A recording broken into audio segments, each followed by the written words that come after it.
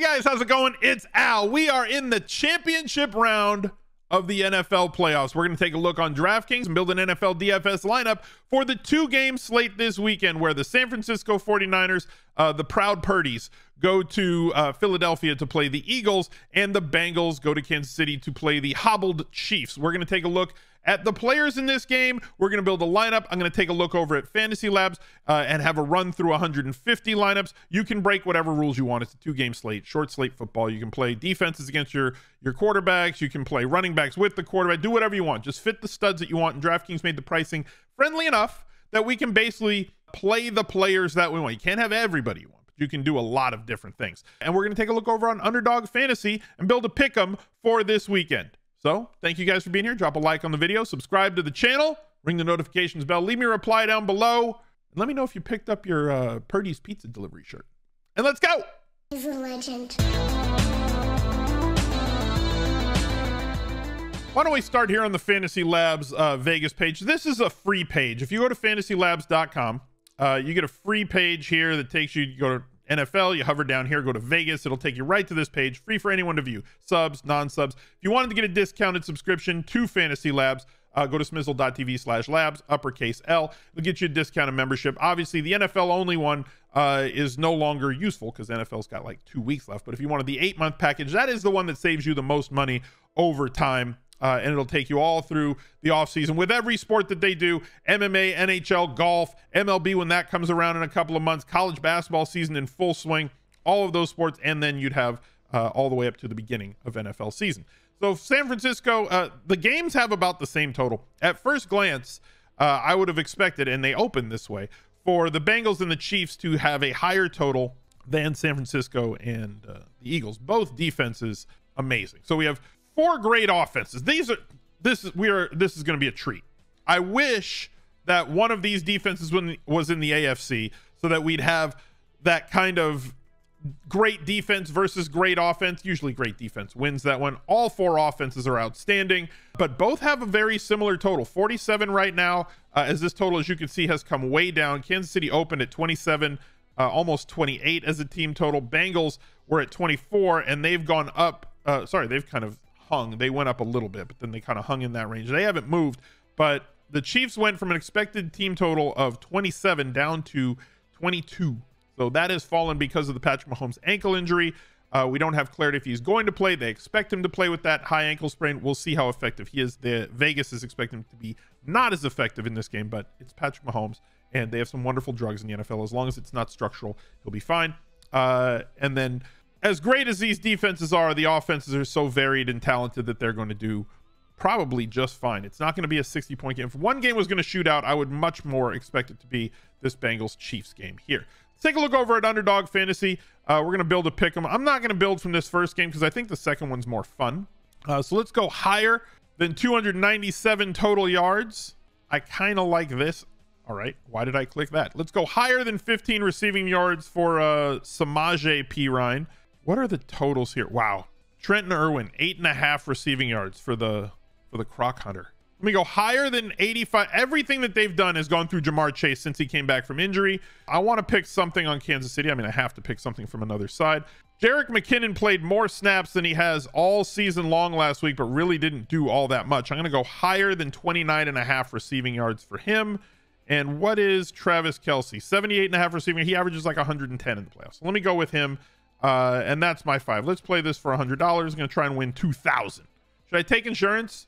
I'm not going to take insurance. Use that promo code ALSMIZZLE, ALSMIZZLE, all one word, get you up to $100 first time deposit to your first deposit to the site. So if you deposit 100, basically get 200. It's essentially a free bet. Go take a look at everything they have over at Underdog. Your home for best ball and pick 'em. Going over to DraftKings, like I said, it's 2 games. We'll start with the quarterback. Patrick Mahomes, somewhat hobbled, not going to practice on Wednesday, but like, don't worry about that. Monitor Thursday, Friday to see what he's going to do. The guy knows what he's supposed to do on the field. Just got to get him out there to walk through and game plan. Even though he missed that whole drive, that 98-yard drive, still posted like a really good rating, even looked good when he came back from the ankle. You know how good he is. Jalen Hurts, I think, is the optimal play this week. It doesn't mean I'm going to go with him in this lineup, but the rushing floor is greater with him than everything else. And the offense is varied enough that even though it's a really good defense, 23.5 points last week, against the Giants, he's a monster. Okay. And considering the receiver situation there, with AJ Brown and Devontae Smith essentially for the last month and a half, 2 months, getting the same amount of target market share.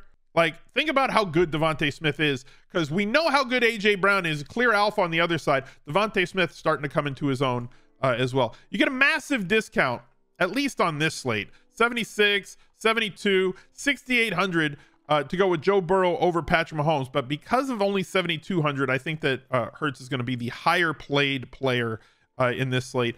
I personally think that if you look at the totals on both games, they're kind of equal, right? I think there would be, probabilistically speaking, less of a chance for the first game, San Francisco and Philadelphia, to have 60 plus real life points. If you were to tease that total up, right? You'd get better odds, higher odds than if you were to try and tease up Cincinnati, Kansas City to 60 plus points. More of a chance of a shootout in this one, as both defenses not as good at clamping down on what the opposing offenses do. And Joe Burrow, since Jamar Chase has come back from the injury that he missed a few games in the middle of the season, has targeted him way more than any other receiver on the team, and Higgins and Boyd and everybody else way less. Like Jamar Chase on the season is somewhere around 27, but since his injury is like 31, 32%, and T. Higgins before the injury was seeing more targets, more catches, more yards per game than after Chase returned from the They've really just focused everything on Jamar Chase, and like, who can fault them? When you have Jamar Chase, you should probably get him the ball. I am going to go with Joe Burrow in this situation this week for this lineup. If you wanted to play Brock Purdy into the Philadelphia defense, this was what I was worried about. This was exactly what I was worried about. And we spoke about it last week on stream. And this is not Brock Purdy shade, so please do not try to frame it as that. Brock Purdy, looking back, so like I went back and looked through like a few draft reviews of him, prospect guide type reviews, before the draft, before the season, before he had done what he had done here. And as I've said before, he did not have elite skill set type skills. What he did profile as, he was mobile in the pocket, and not a statue outside of it. He can get you some play extension and get you some yards with his legs, though not a running quarterback. Also, he was extremely accurate. He got like a 9 out of 10 accuracy grade, arm strength like a 4, all those things. Like, he's just not this elite quarterback prospect. But in the NFL, if you're an accurate quarterback, you can do a lot of things, especially in an offense like this one with the weapons that they have. And when you factor in the defenses that he played against, Miami, really good front seven, terrible cornerbacks, very easy for people to slice and dice this year. Tampa Bay, horrible. Seattle, pass funnel. Washington, not a good defense. Las Vegas, we challenged them all year with fantasy plays. Arizona, bad. Seattle, bad. The first defense that was in the top 5 DVOA that he played was Dallas, and that offense struggled. They did. To his credit, he threw no interceptions. He makes good decisions, and he delivers the ball where it's supposed to be, when it's supposed to be there. Hence, he's the delivery guy. He gets you the pizza hot and fresh and ready to eat. It was not shocking to me that Brock Purdy did not have a huge game last week. Now he faces a Philadelphia defense that does all the things that Dallas's defense does and does them better. They put more pressure on the opposing quarterback. They do a better job on the outside with Slay and Bradford. They have better linebackers. It's different. The numbers that he's going to be able to put up against Dallas and Philly than he was against Seattle twice, Las Vegas, Arizona, Washington. This is the true test. He had a great run up. He played exceptionally well. He's got them to this point. He's 5,300. If he throws for 2 touchdowns and has 250 yards passing, we know that he can ceiling. We've seen it, but the ceiling was against Seattle. Can he ceiling against Philadelphia? In this situation, I would define that as 25 plus points. If you believe that Brock Purdy can get you 25 plus points, his targets are very discounted this week, and you can definitely go after them. My question is, can I fit 3 guys? On the cover, we saw Travis Kelce. And for good reason. They stopped goofing off in the playoffs. Travis Kelce, when the Chiefs play in the playoffs, he is essentially a 100-yard and a touchdown magnet. And on DraftKings, that's pretty damn good. 35.8 points last week, massive separator at the tight end position. He remains that way this week, specifically looking at the tight ends. Kittle is good, but fighting a bunch of guys. If you are going to attack Philadelphia, attacking them through the middle of the field is better than attacking through the outside. So we could see a little bit of a bump in what Kittle gets, but like, I don't think we're going to go back to this 8 target range that he was in from Purdy. This is when Deebo Samuel was out. Deebo Samuel comes back. He goes back to this sort of range, 4 or 5 targets, but massive touchdown upside as we saw through that stretch where he had 7 over a 4-game stretch. Always has that ceiling, but the floor we know is in the single digits. I don't think that Travis Kelce has that sort of floor.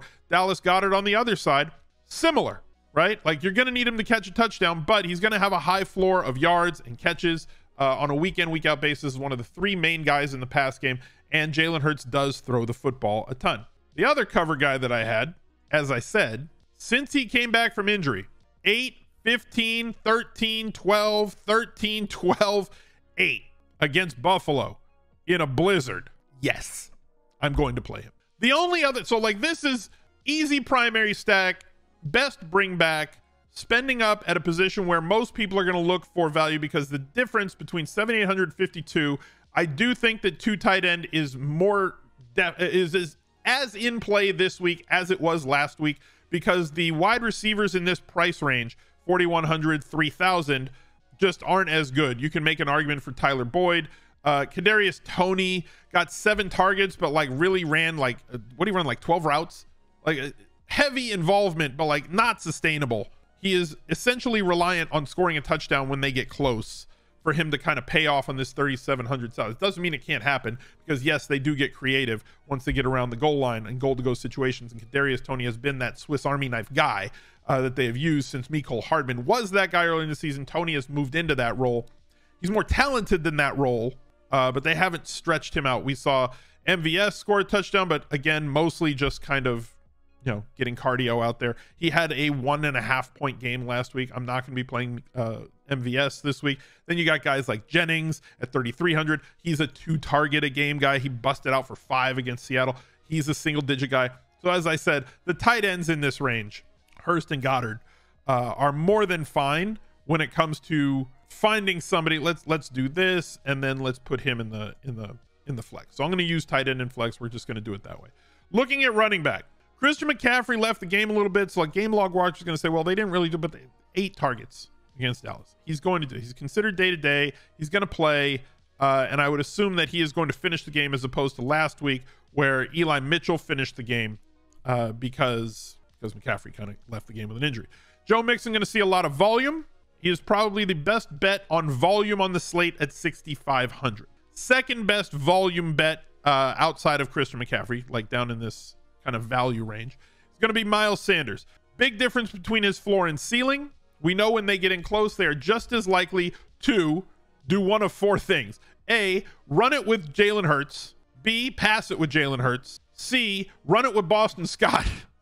Or run it with Miles Sanders. So you're banking on him either breaking off long runs, and you're trying to bank on long runs against San Francisco, and you're hoping that he is the one that's on the field when they get inside the 5-yard line, which admittedly is a tough bet to swallow. I think that he is going to be somebody who gets played because of the volume plus the price. McKinnon and Pacheco, 54 and 5,300.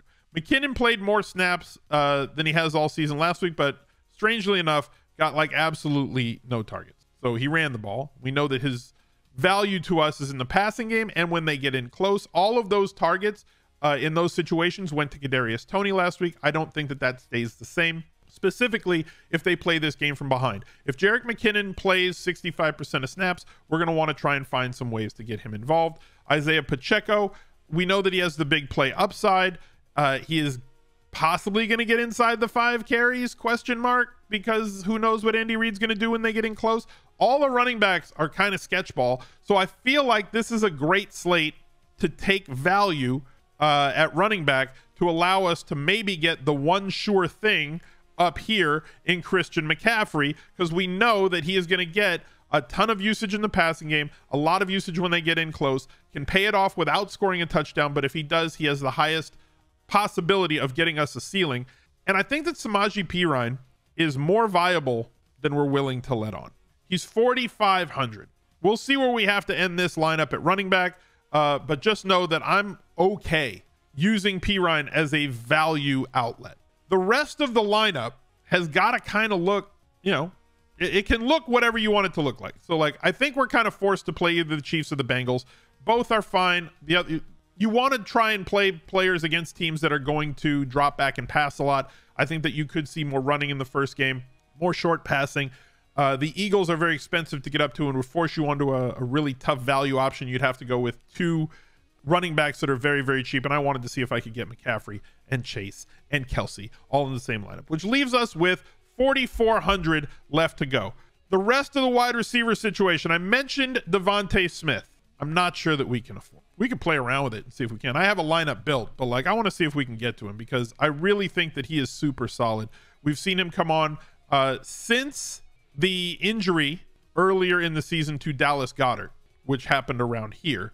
We saw Devontae Smith see a greatly expanded passing game role. He was yo-yoing early in the season. He started earning targets because targets, people have problems with the term. This is a vacated target because targets are earned, not given.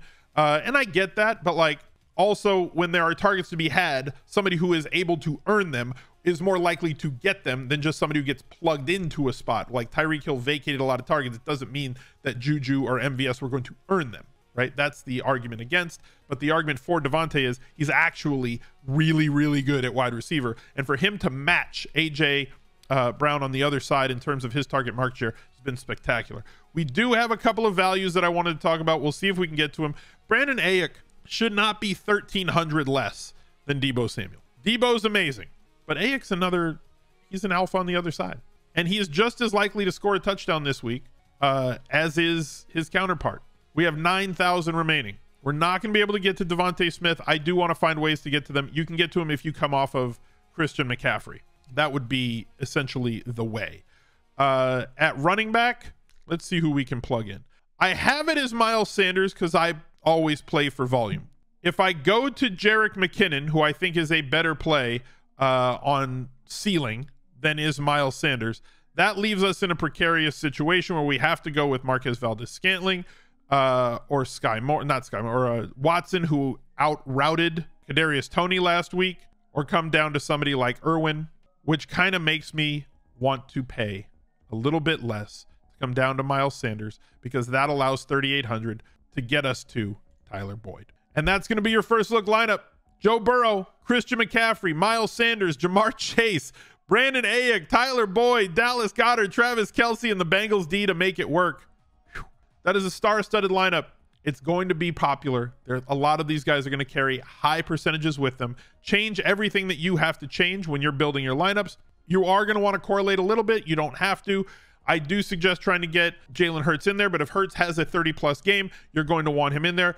This is Fantasy Labs Lineup Builder. We'll build for ceiling. We'll generate our 150 and realize that you're not just going to be able to do this with no rules and no groupings or anything else to just print money, but it is a great tool to save you time, and they have great projections for football and everything else. So go give them a check out at smizzle.tv/labs with an uppercase L. Thank you guys for watching.